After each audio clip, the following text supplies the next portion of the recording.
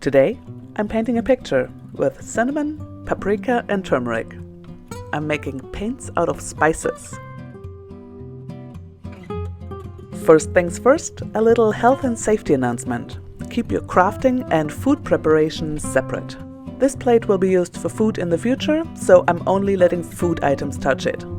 Now, let's get right into it. With smoked paprika, a spice that goes great with oven-baked sweet potatoes and, hopefully, will make a pretty paint color. The ingredients I'm using today are a variety of spices, table salt, white wine vinegar, and water from the kitchen. And from the crafting cupboard, alum and gum arabic. Let's do a quick sidebar for anyone new to making natural paints. If you've made paints before or have seen one of my videos on the topic, feel free to skip ahead. The general way to make your own paints, dyes and pigments is to take a thing you want to extract color from, like, for example, berries, flower petals or, in our case, spices. You'll need an acid. I usually use citric acid or vinegar, but there's many other options, and what acid you use makes a huge difference. And sometimes you might even want to forgo acid and use an alkaline instead. But generally speaking, for beginners, use an acid. And if you get into paint making as a hobby, you'll learn the exceptions and finer points eventually. So, you have the thing you want to get the color from, an acid. Next, you'll need a fixative. If you make a dye, your fixative will be a mordant that lets the dye adhere to the fabric you want to dye. Today we're making paint, so the fixative will make the color, fingers crossed, stay vibrant for as long as possible. Next up, the thickener. It thickens and makes the paint easier to use. And finally water, because otherwise the paint would just be a powder, which is not what we're here for today. So that is natural paint making in its most basic steps. And each step can have 100 variations and exceptions, which is just one of the reasons why playing with colors from nature is such an addictive hobby. If this video makes you curious, I'll link my pigment and dye playlist for you. So, from the general, back to the specific. Get out a small pot, preferably one reserved for crafting purposes. Add the smoked paprika and salt.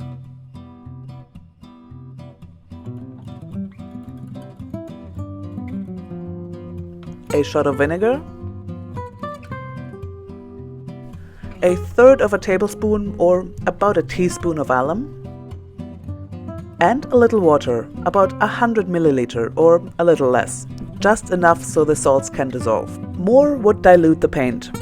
If you do accidentally add too much, just reduce it on the stove, which is where our pot goes now.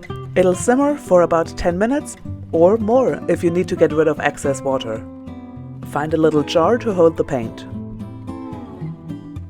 Then, once the simmering is done, take the pot off the stove and let it cool at least long enough so the glass does not break when we fill it up.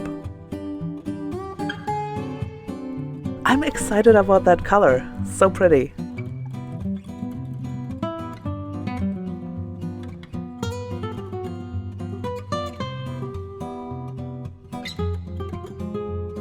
Now, to make the paint easier to use, add gum arabic, which is our thickener. About a flat tablespoon should do nicely.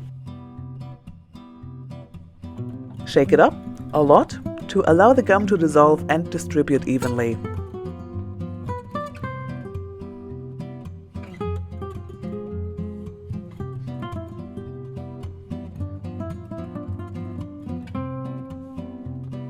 And that one's done.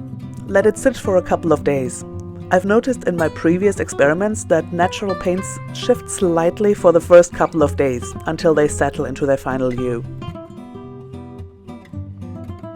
Next up, a color that I've been wanting to make for a while now, turmeric. Add turmeric, salt and vinegar to the pot. The pot that should be cleaned between sessions or the colors get muddy. Add the alum and water and put it on the stove.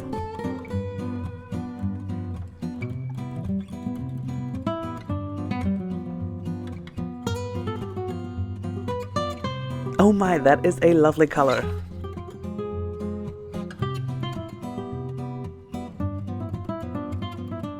Shake, shake, shake.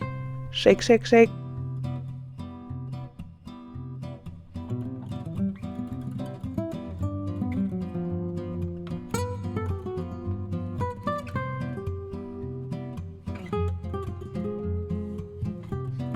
Reset and do over. This time with clove. I chose a couple of brown spices because brown is an overlooked color and it comes in very handy in any number of paintings you might want to make.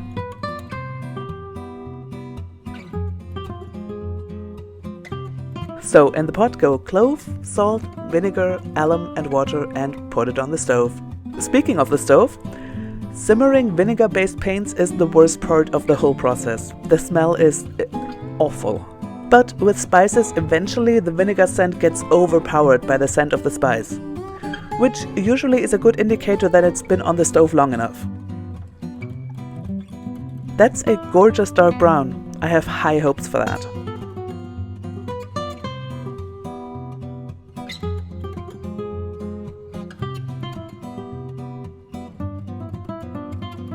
Next up, cinnamon. And don't worry, I'll speed through these from now on. But the key to learning is repetition. Cut that, that's way too pompous. Add cinnamon, salt, vinegar, alum and water to the pot. Let it simmer for 10 minutes, then cool a little, put it in a little jar with some gum arabic and wiggle about a bit.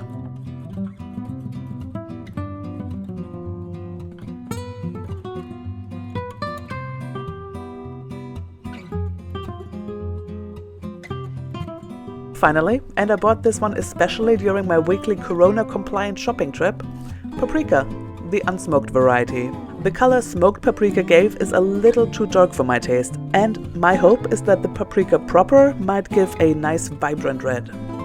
By the by, on an earlier video somebody asked if making these paints stains the pots, and I'm very happy to say no it does not. Things in the pot, apply heat, decant and shake. Don't stir, or stir, I'm not your mother.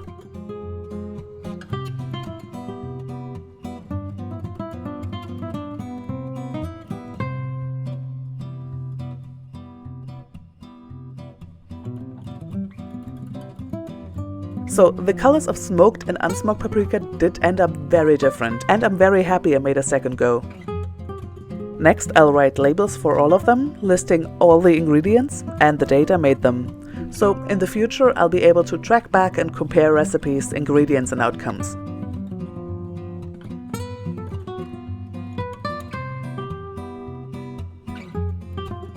These are all the paints on the day I made them.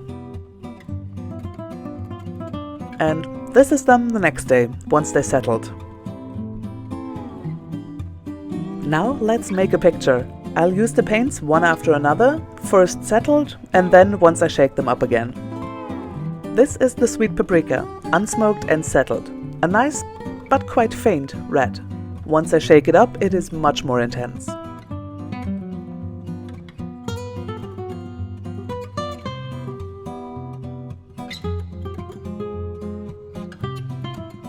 Next on the list is smoked paprika.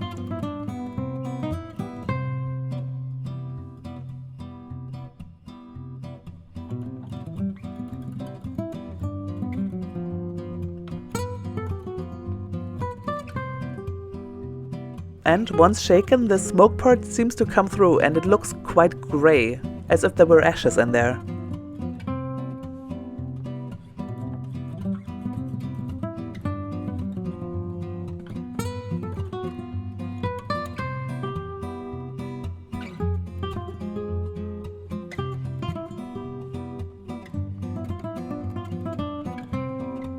The cinnamon is the first real disappointment of this experiment. The color is quite faint, even once shaken up. I'll find uses for the paint anyways. From experience, these colors layer very well, so I'll put it to good use, for example for creating shadows.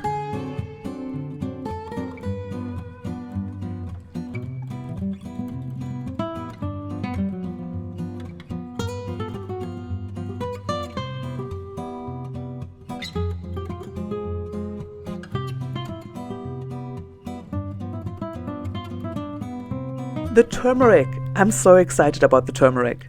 Even settled, it's a very nice yellow, and once shaken, it's love. Just love. With the overhead filming, every time I reach to put more ink on the brush, the focus gets involved. I hope it's not too annoying to watch.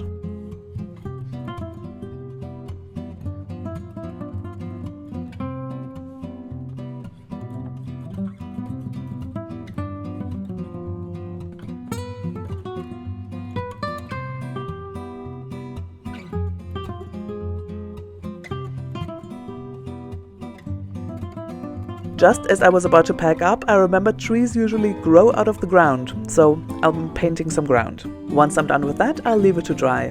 And later, I'll use that lovely dark clove paint to add stems to the autumnal trees.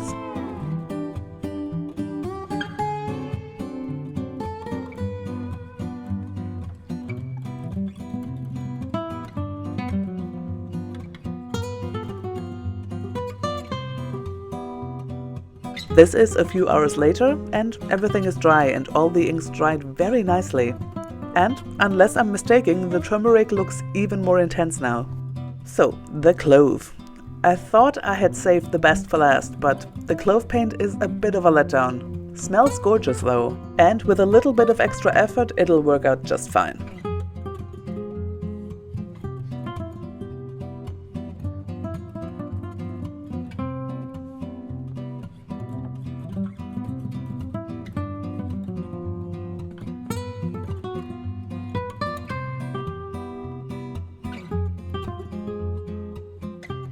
Since this is an experimental piece, I'm adding swatches of all the paints, and once everything is dry, it'll get labeled for future reference.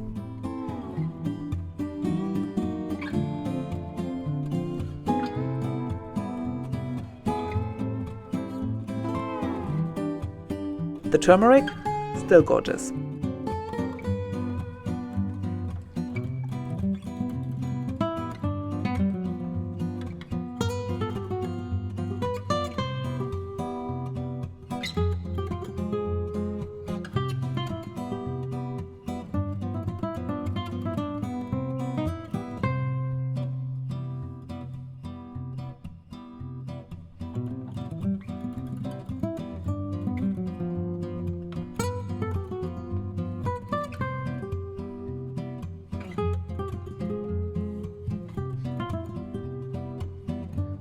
And here we have two recognizable as trees autumn trees that were painted entirely with spices. I guess they grow in front of a white wall.